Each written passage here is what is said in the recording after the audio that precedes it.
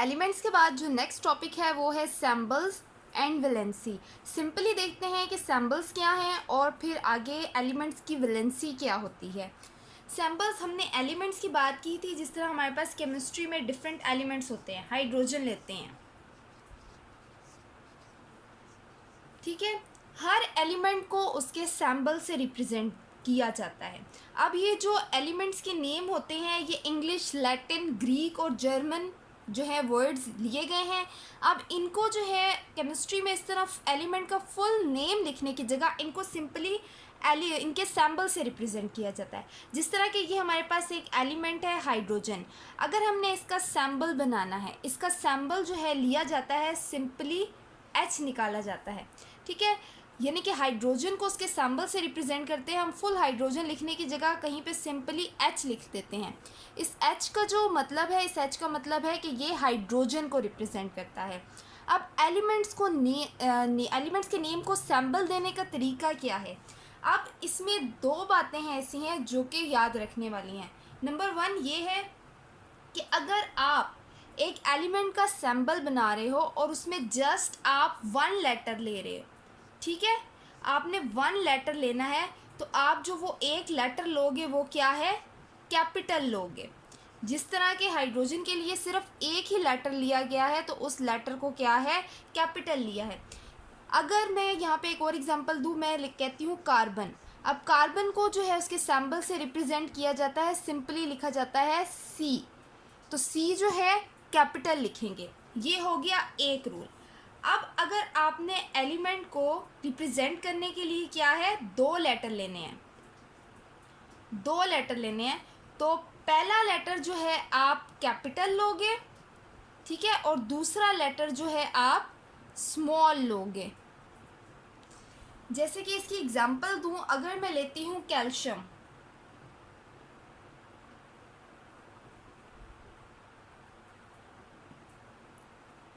Calcium को represent करने के लिए 2 लेटर लिए जाते हैं, सी और ए का यूज़ किया जाता है। तो मैं सिंबल इसका बनाऊंगी सी एंड ए, ये कैल्शियम का सिंबल है। पहला लेटर कैपिटल लेंगे और दूसरा लेटर क्या है, स्मॉल लेंगे, ठीक है। क्लोरीन,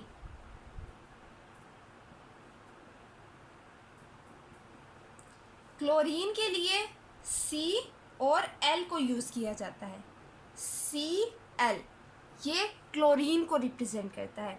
इसी तरह अगर मैं लूँ सोडियम,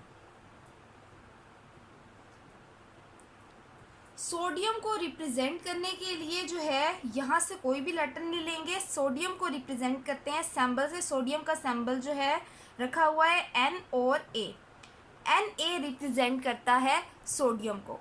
तो बस ये याद रखना है, अगर किसी एलिमेंट को जस्ट एक लेटर से रिप्रेजेंट किया जाता है तो उसको कैपिटल लेना है। अगर 2 लेटर से रिप्रेजेंट किया जाता है तो एक लेटर कैपिटल और एक लेटर क्या है, स्मॉल लेना है। सिंबल्स के बाद वैलेंसी। अब वैलेंसी क्या होता है, एलिमेंट की एक यूनिक प्रॉपर्टी है जिसको वैलेंसी कहते हैं। वैलेंसी क्या है, combining capacity of an element with other element. एक एलिमेंट की दूसरे एलिमेंट के साथ जो कंबाइनिंग कैपेसिटी है, जो वो बॉन्ड बनाता है, वो उसकी वैलेंसी कहलाती है। जैसा कि ये हाइड्रोजन है, हाइड्रोजन जो है किसी के साथ जितने बॉन्ड बनाएगा वो उसकी वैलेंसी पे डिपेंड करता है। अगर उसकी वैलेंसी 1 है तो 1 बॉन्ड, 2 है तो 2 बॉन्ड, 3 है तो 3 बॉन्ड। हाइड्रोजन की वैलेंसी 1 होती है, इसलिए ये एक ही बॉन्ड बनाता है, ठीक है। अब जो है वैलेंसी की अगर हम बात करें, अब इसमें 2 तरह के कंपाउंड डिस्कस होंगे, एक कोवेलेंट और दूसरे आयोनिक, ठीक है। पहले हम बात करेंगे कोवेलेंट कंपाउंड की। अब कोवेलेंट कंपाउंड क्या होता है, कोवेलेंट कंपाउंड में क्या होता है, इलेक्ट्रॉन की शेयरिंग। इससे पहले जो वैलेंसी है वो डिपेंड करती है एक एटम के आउटर मोस्ट शेल में जितने इलेक्ट्रॉन्स होंगे, ठीक है, क्योंकि जो है बॉन्डिंग जो है डिपेंड करती है वो आउटर मोस्ट इलेक्ट्रॉन्स पे डिपेंड करती है, क्योंकि बॉन्डिंग में आउटर मोस्ट इलेक्ट्रॉन हिस्सा लेते हैं, इसीलिए वैलेंसी जो है आउटर मोस्ट शेल के इलेक्ट्रॉन्स पे भी डिपेंड करती है कि वो कितने बॉन्ड बना सकते हैं। अब क्या होता है, कोवलेंट कंपाउंड में इलेक्ट्रॉन की दोनों तरफ से क्या है, इक्वल शेयरिंग होती है। जितनी शेयरिंग एक तरफ से होगी उतनी ही शेयरिंग क्या है, दूसरी तरफ से होती है। तो ऐसे कंपाउंड्स को कोवलेंट कंपाउंड्स कहा जाता है। इलेक्ट्रॉन की इसमें म्यूचुअल शेयरिंग होती है, इक्वल शेयरिंग होती है। अब अगर कोवलेंट कंपाउंड में एग्जांपल लें हाइड्रोजन, हाइड्रोजन के आउटर मोस्ट शेल में सिर्फ और सिर्फ एक ही इलेक्ट्रॉन होता है। अब हाइड्रोजन जो है एक बॉन्ड बना सकता है। दूसरी तरफ लेते हैं क्लोरीन, क्लोरीन के वैलेंस शेल में 7 इलेक्ट्रॉन्स होते हैं, 1 2 3 4 5 6 7। अब यहाँ पे एक बात आपने याद रखनी है, ऑक्टेट। ऑक्टेट का मतलब होता है अपने वैलेंस शेल में 8 इलेक्ट्रॉन्स को कंप्लीट करना। 8 इलेक्ट्रॉन्स को कंप्लीट करके स्टेबिलिटी आती है। अपने वैलेंस शेल में 8 इलेक्ट्रॉन्स को कंप्लीट करना ऑक्टेट कहलाता है। अब क्लोरीन के पास यहाँ पे सिर्फ 7 इलेक्ट्रॉन्स हैं। अब इसको एक इलेक्ट्रॉन चाहिए, और हाइड्रोजन को जो क्या है, अपना डुप्लेट कंप्लीट करना है, इसको क्या है, 2 इलेक्ट्रॉन चाहिए। अब ये क्या करते हैं, ये आपस में म्यूचुअल शेयरिंग करके ये बॉन्ड बना लेते हैं। इस बॉन्ड में एक इलेक्ट्रॉन क्लोरीन की तरफ से और एक इलेक्ट्रॉन हाइड्रोजन की तरफ से आता है, तो ये इक्वल शेयरिंग होती है। अब इस बॉन्ड के अंदर ये जो 2 इलेक्ट्रॉन मौजूद हैं, ये 2 हाइड्रोजन के भी हैं, ये 2 क्लोरीन के भी हैं। इस तरह क्लोरीन के 8 इलेक्ट्रॉन्स पूरे हो जाते हैं, हाइड्रोजन के 2 इलेक्ट्रॉन्स पूरे हो जाते हैं। अब यहाँ पे वैलेंसी, हाइड्रोजन की वैलेंसी कितनी हुई, हाइड्रोजन की वैलेंसी 1, और यहाँ पे क्लोरीन की वैलेंसी कितनी हुई, क्लोरीन की वैलेंसी भी क्या है, 1 हुई। तो इस तरह क्या है, जो कंबाइनिंग कैपेसिटी होती है, कितने इलेक्ट्रॉन जो है बॉन्डिंग में हिस्सा लेते हैं, वो वैलेंसी को डिसाइड करते हैं। अब क्लोरीन ने एक बॉन्ड बनाया, इसकी वैलेंसी 1, हाइड्रोजन ने भी एक ही बॉन्ड बनाया, तो इसकी वैलेंसी क्या है, 1 हुई। इसी तरह और एग्जांपल देखें वाटर की। अब ऑक्सीजन के पास होते हैं 1 2 3 4 5 एंड 6 इलेक्ट्रॉन। अब ये क्या करता है, 2 हाइड्रोजन्स के साथ बॉन्ड बनाता है। इस तरह क्या है, H2O वाटर बन जाता है। हाइड्रोजन के भी 2 इलेक्ट्रॉन पूरे हो गए और ऑक्सीजन के 8 इलेक्ट्रॉन्स क्या है, इस तरह पूरे हो जाते हैं। तो हमारे पास इसमें कोवलेंट कंपाउंड में जो जो एग्जांपल्स आ रही हैं, एक तो आ गई कि H और Cl की, फिर HOH यानी कि वाटर की, फिर हमारे पास नाइट्रोजन, नाइट्रोजन 3 हाइड्रोजन्स के साथ बॉन्ड बनाता है, और कार्बन की, कार्बन 4 वैलेंसी शो करती है। यहाँ पे क्लोरीन की वैलेंसी 1, ऑक्सीजन की वैलेंसी 2, नाइट्रोजन की वैलेंसी 3 और कार्बन की वैलेंसी 4। अब ये सारी एग्जांपल जो हैं किसकी हैं, वो कोवलेंट कंपाउंड्स की हैं। अब ये कोवलेंट कंपाउंड की एग्जांपल्स होगी कि कोवलेंट कंपाउंड में यही होता है, एक एलिमेंट की हाइड्रोजन के साथ या किसी भी दूसरे एलिमेंट के साथ कंबाइनिंग कैपेसिटी क्या है, उसके जो बॉन्ड जितने बनते हैं वो उसकी वैलेंसी को डिसाइड करते हैं। अब अगर हम देखें आयोनिक कंपाउंड्स में, आयोनिक कंपाउंड में वैलेंसी की बात करें, तो आयोनिक कंपाउंड में जो है वैलेंसी डिसाइड होती है इलेक्ट्रॉन गेन करने से या फिर इलेक्ट्रॉन को लूज़ करने से। एक एलिमेंट कितने इलेक्ट्रॉन गेन कर रहा है वो उसकी वैलेंसी होगी, और दूसरा एलिमेंट कितने इलेक्ट्रॉन लूज़ कर रहा है वो उसकी वैलेंसी कहलाएगी। अब कौन सा एलिमेंट इलेक्ट्रॉन लूज़ करेगा और कौन सा गेन करेगा। अब किसी एलिमेंट के क्या है, एटम के आउटर मोस्ट शेल में अगर 4 से कम इलेक्ट्रॉन हैं, लेस देन 4, अगर 3 हैं या 2 हैं या 1 हैं, तो वो क्या करेंगे, वो उन इलेक्ट्रॉन्स को लूज़ करेंगे, इलेक्ट्रॉन्स वो बाहर निकाल देंगे ताकि पिछले शेल में 8 इलेक्ट्रॉन्स रह जाएं और उनका ऑक्टेट जो है वो हो।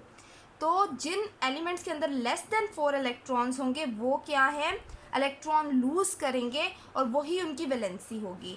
अगर कोई एलिमेंट 3 इलेक्ट्रॉन लूज़ करेगा तो 3 उसकी वैलेंसी होगी, 2 लूज़ करेगा तो 2 उसकी वैलेंसी होगी, 1 लूज़ करेगा तो 1 ही उसकी वैलेंसी कहलाएगी।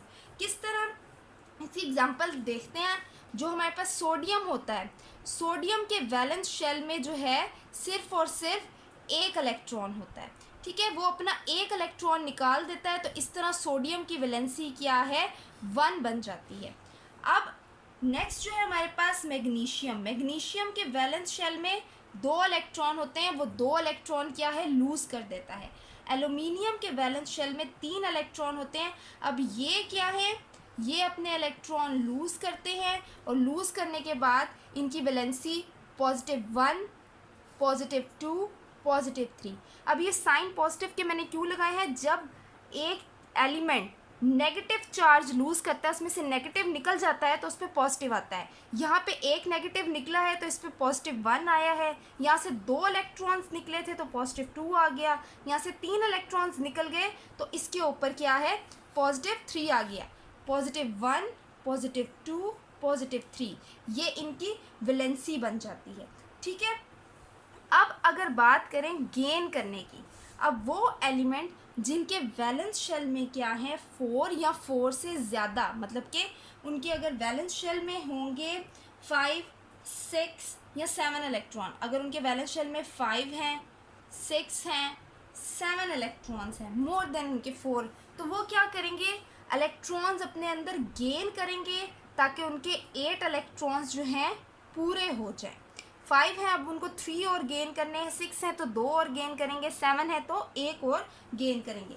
जिस तरह के एग्जाम्पल लेते हैं यहाँ पे नाइट्रोजन की, ऑक्सीजन की और इसके अलावा क्लोरीन की। अब इसके अंदर नाइट्रोजन के वैलेंस शेल में 5 इलेक्ट्रॉन होते हैं, ऑक्सीजन के वैलेंस शेल में 6 होते हैं और क्लोरीन के वैलेंस शेल में 7 इलेक्ट्रॉन्स होते हैं। अब ये जो है नाइट्रोजन जो है 3 इलेक्ट्रॉन्स गेन करेगा, ऑक्सीजन जो है वो 2 इलेक्ट्रॉन्स गेन करेगा और क्लोरीन जो है 1 इलेक्ट्रॉन गेन करेगा। जब ये इलेक्ट्रॉन गेन करेंगे तो इसकी वैलेंसी 3 बन जाएगी, इसकी 2 बन जाएगी, इसकी 1 बन जाएगी। और अब जब एक एलिमेंट के अंदर नेगेटिव चीज़ ऐड हो रही है तो नाइट्रोजन की वैलेंसी क्या है, यहाँ पे उस पर नेगेटिव साइन आएगा, ऑक्सीजन पे -2 और क्लोरीन पे -1। ये इनकी वैलेंसी नेगेटिव साइन इसलिए आएगा क्योंकि ये इलेक्ट्रॉन को इन्होंने अपने अंदर क्या किया है, गेन किया है। तो वो एलिमेंट जिसमें 4 से कम इलेक्ट्रॉन 3, 2, 1 होंगे तो वो अपने इलेक्ट्रॉन लूज़ करेंगे, जिनमें 5 या 5 से ज़्यादा होंगे तो वो गेन करके अपने 8 इलेक्ट्रॉन्स को क्या है, कंप्लीट करेंगे। अब यहाँ पे अगर मैं आपको एक सिंपल सी एग्जांपल दूँ आयनिक कंपाउंड बना के, जिस तरह कि हमारे पास आयनिक कंपाउंड NaCl होता है, कॉमन सॉल्ट है जो घरों में यूज़ होता है। अब इसमें क्या है, जब सोडियम के पास वैलेंस शेल में 1 इलेक्ट्रॉन होता है तो ये अपना 1 इलेक्ट्रॉन लूज़ कर देता है अपना पिछला ऑक्टेट कंप्लीट करने के लिए। इसने अपना क्या है 1 इलेक्ट्रॉन निकाल दिया। अब यहाँ पे क्लोरीन के वैलेंस शेल में 7 इलेक्ट्रॉन्स होते हैं, इसको 1 इलेक्ट्रॉन गेन करने की ज़रूरत है। तो ये क्या है, यही वाला 1 इलेक्ट्रॉन गेन कर लेता है। सोडियम पे +1 और क्लोरीन पे -1 चार्ज आ जाता है। अब ये क्या है, आपस में इनका बॉन्ड बन जाता है। आयनिक कंपाउंड ये होता है कि एक तरफ से इलेक्ट्रॉन दिया जाता है और दूसरी तरफ से एक्सेप्ट किया जाता है।